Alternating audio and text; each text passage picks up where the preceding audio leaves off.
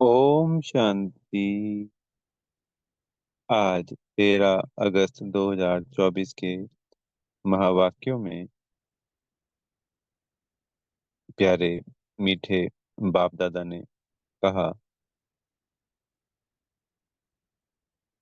कि मीठे बच्चे योग द्वारा तत्वों को पावन बनाने की सेवा करो। तत्व पावन बनेंगे ना, तभी देवताएं इस सृष्टि पर पैर रख सकेंगे। तो भक्ति में भी गायन है कि फरिश्ते हो गए या देवता हो गए तो इस धरती पे पैर नहीं रख सकते, ये इतनी तमो प्रधान है। तो बाबा ने मुरली में आज इस पॉइंट को बीच में भी समझाया पूरा। तो हम बच्चों को ही स्वयं भी पावन बनना है और इन 5 जड़ तत्वों को पृथ्वी, जल, अग्नि, वायु, आकाश, इनको भी संपूर्ण पावन बनाना है। तो हमारी पवित्रता से ही इनकी पवित्रता होगी।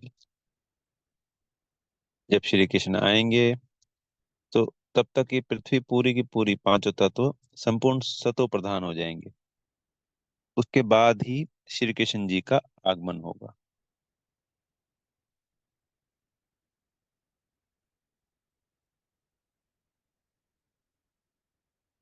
बाबा के बच्चे जब अंत समय में कर्मातीत अवस्था को प्राप्त करेंगे, सतो प्रधान अवस्था हो जाएगी, तो हमारी ही आत्मा की वाइब्रेशन से ये पृथ्वी के 5 तत्व तमो प्रधान से सतो प्रधान बन जाएंगे।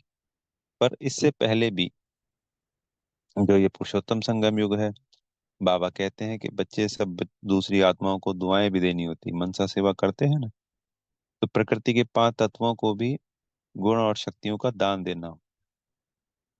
और हमारी पवित्र वाइब्रेशन से, हमारे शुद्ध संकल्पों से ये प्रकृति के 5 तत्व, बेहद का वायुमंडल भी सतो प्रधान बन जाता है। हमें रोज कुछ समय निकाल कर 10-15 मिनट, आधा घंटा प्रकृति के 5 तत्वों को भी सकाश देनी है, उसको पावन बनाने की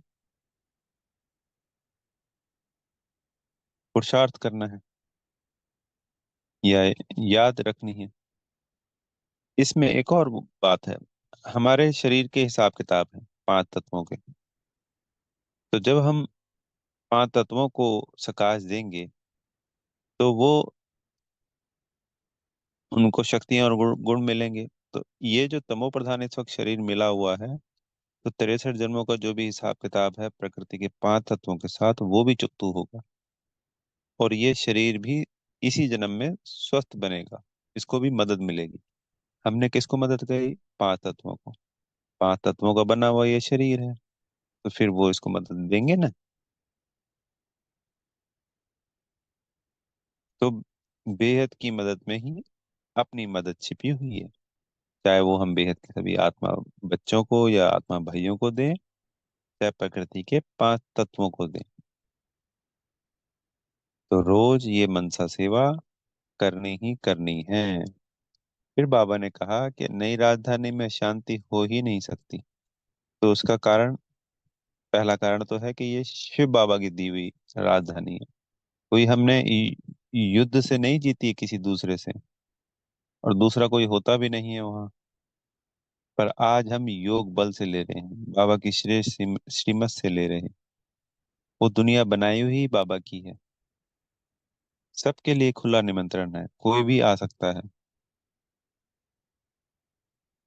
तो जो बाबा की श्रीमत का पालन करता है, बाबा की पहचान करता है, पहचान लेता है मीठे मीठे बाबा को, कि हाँ ये वही मेरा बाबा है जो हर कल्प कल्प आके मुझे वर्षा देता है। तो जब हमें वर्षे से मिलती है, जैसे हमें कोई चीज हमारे पिता से मिली है, तो उसमें हमारा पूर्ण अधिकार है, उसमें कोई किसी का दूसरे का है ही नहीं लेना देना। तो ऐसे ही बाबा की दी हुई वर्षे में मिली हुई चीज है।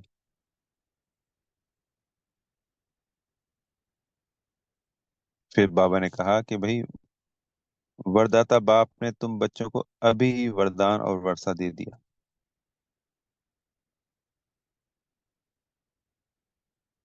और हम अकेले ही होते हैं, दूसरा दुनिया में कोई होता नहीं।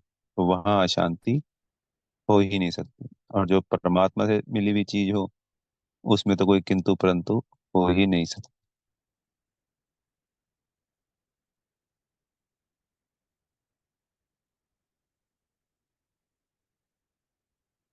फिर बाबा ने आज कहा कि बाबा इस सृष्टि का रचयिता है।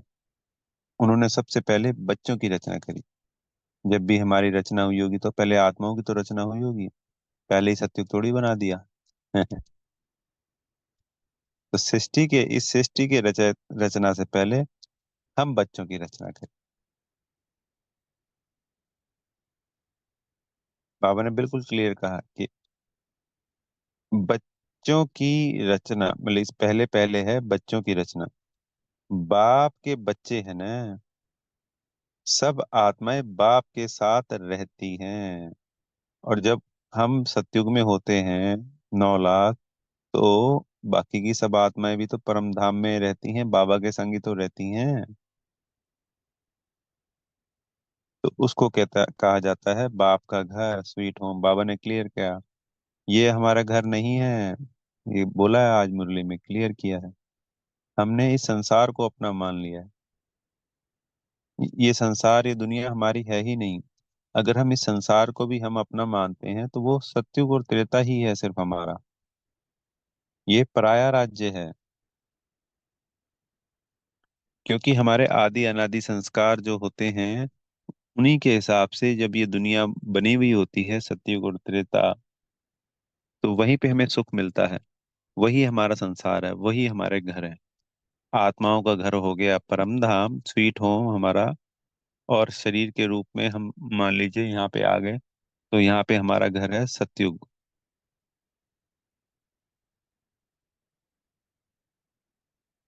द्वापर कलयुग बाबा की बनाई हुई दुनिया नहीं है। ये है ही रावण राज्य। तो ये पराई दुनिया है हम बच्चों के लिए भी। ये जो दुनिया पराई है, उसमें हम ये जो मिट्टी के बने हुए घर हैं, इनको अपना मान बैठे। यहाँ की वस्तुओं को,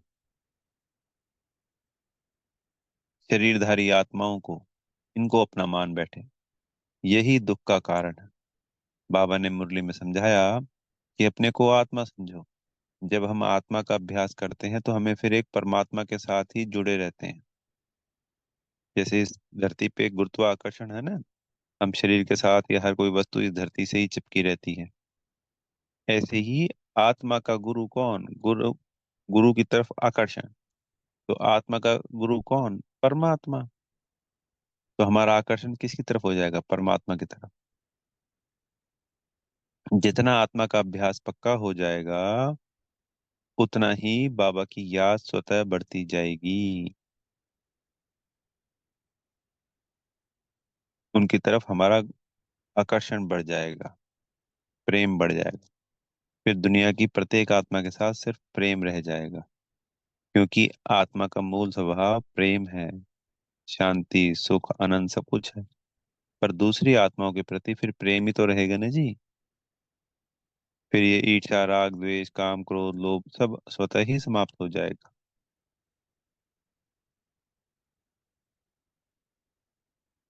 परसों की संडे की मुरली में भी कहा ना कि भाई आत्मा का अभ्यास करना है, तभी हम स्वराज्य अधिकारी बन सकते हैं।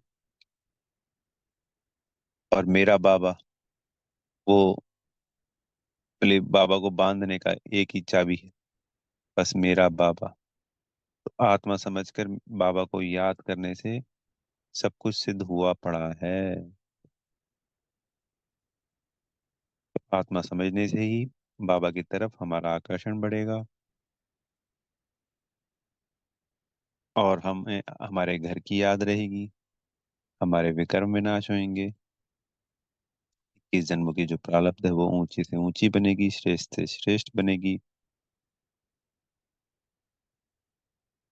क्योंकि बाबा ने कहा आज मुरली में कि लास्ट में ट्रिब्यूनल बैठेगी।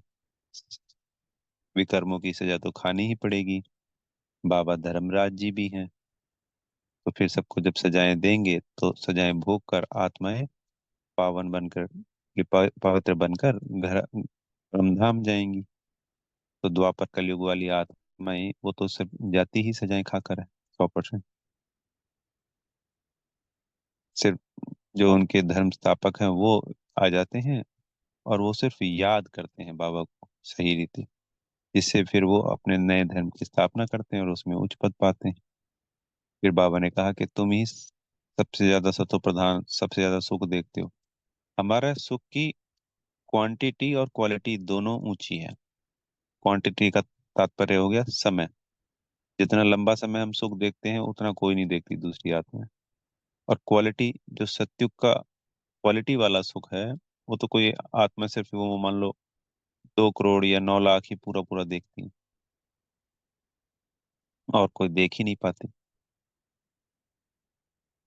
दूसरे धर्मों की आत्माएं सुख भी कम देखती हैं, दुख भी कम देखती, क्वालिटी और क्वांटिटी दोनों में।